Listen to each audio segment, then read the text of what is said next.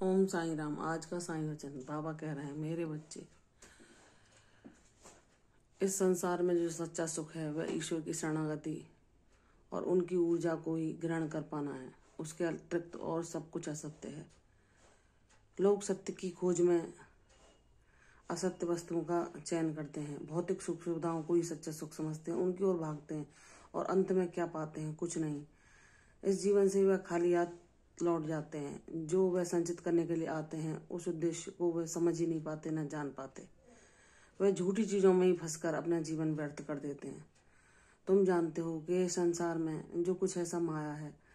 यह संसार भगवान के द्वारा ही रचा गया है और ईश्वर ने हर एक मनुष्य को बुद्धि दी है कि वह अपनी बुद्धि से जान सके कि क्या सत्य है क्या असत्य। लेकिन ईश्वर की कृपा जिस पर होती है वही इस माया से पार पा सकता है, दूसरा कोई नहीं। मेरे बच्चे, जितनी भी संसार में चीजें हैं, लोग जिन्हें सुखदायी समझते हैं, जितने भी संसार के आकर्षण हैं, सब झूठ हैं। चाहे वह भौतिक सुविधाओं की वस्तु हो या कोई मादक पदार्थ, उनमें फंसकर लोग सोचते हैं कि हमने सुख को पा लिया। क्षण भर के लिए या कुछ घंटों के लिए वह सोचते हैं कि हमने आनंद का अनुभव किया, लेकिन वह असत्य है। कभी भी तुम किसी असत्य से जोड़कर सत्य को पा ही नहीं सकते। जब तुम असत्य वस्तुओं का चयन करते हो तो सिर्फ तुम दुख और तकलीफ के अलावा कुछ नहीं पाते। कुछ लोग बुरी आदतों में फंस जाते हैं और उसको ही संसार का सुख मान के नेक रास्ते को छोड़कर अपना जीवन बर्बाद कर लेते हैं। ईश्वर का सानिध्य जिन्हें प्राप्त होता है वही ये ज्ञान पा पाते हैं कि ईश्वर के अतिरिक्त इस जग में कुछ भी सच्चा सुख नहीं है।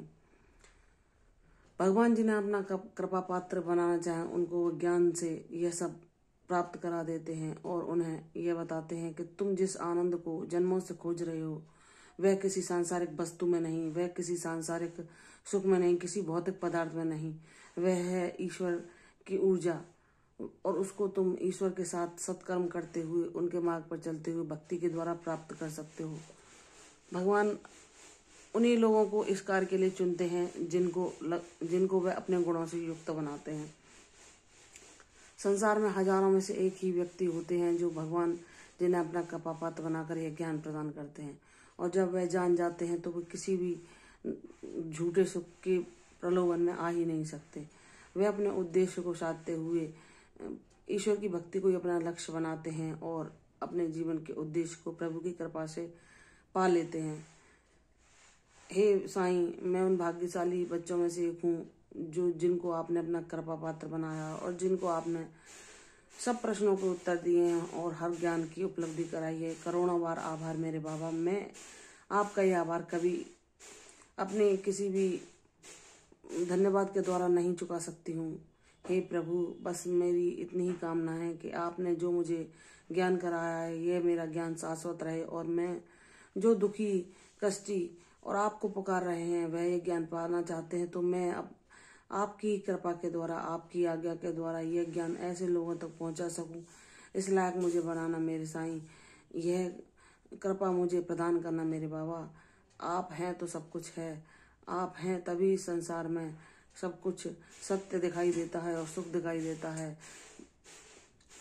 ईश्वर का पाना इतना आसान नहीं है जितना कि मनुष्य समझ ले। वह कठिन मार्ग है, लेकिन ईश्वर जिसको चुन लेते हैं वह उसे कठिनता को भी आसानी से पार करा देते हैं और उसकी उंगली थामे थामे उसे अपने परम धाम तक पहुंचा देते हैं। तो हे मेरे बाबा, जब आपने मुझे ज्ञान कराया है तो इसी राह पर मुझे चलाना, मुझे शक्ति देना कि मैं कभी ना डगमगाऊं। मेरा भरोसा दिन पर दिन मजबूत हो जाता है। मेरी अटल श्रद्धा आपके चरणों में ऐसी ही बनी रहे, इतना मुझे आशीर्वाद देना और अपनी कृपा दृष्टि और ममता की छाया में पिता के स्नेह में सदैव मुझे रखना और मुझ पर अपनी कृपा दृष्टि ऐसे ही बनाए रखना।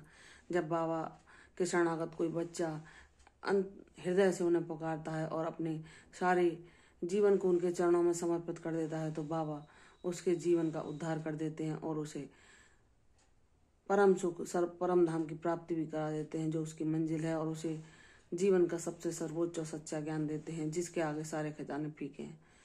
तो मेरे बच्चे, तुम भाग्यशाली हो, मैंने तुम्हें चुना है और मैं तुम मेरे कार्यों का माध्यम हो। तुम्हारे जीवन में क्या लीलाएं घटित होती हैं वह सब मुझ पर छोड़ दो। मेरा नाम जाप करते रहो, सब कुछ संभव होगा जैसा तुम चाहते हो। मेरा आशीर्वाद तुम्हारे जीवन में प्रवेश कर रहा है, उसे स्वीकार करो और स्वागत करो। प्रसन्न रहो, तुम्हारा कल्याण होगा। यशस्वी भव, दीर्घायु भव। कल फिर आऊंगी साईं वचन के साथ, तब तक के लिए ओम साईं राम।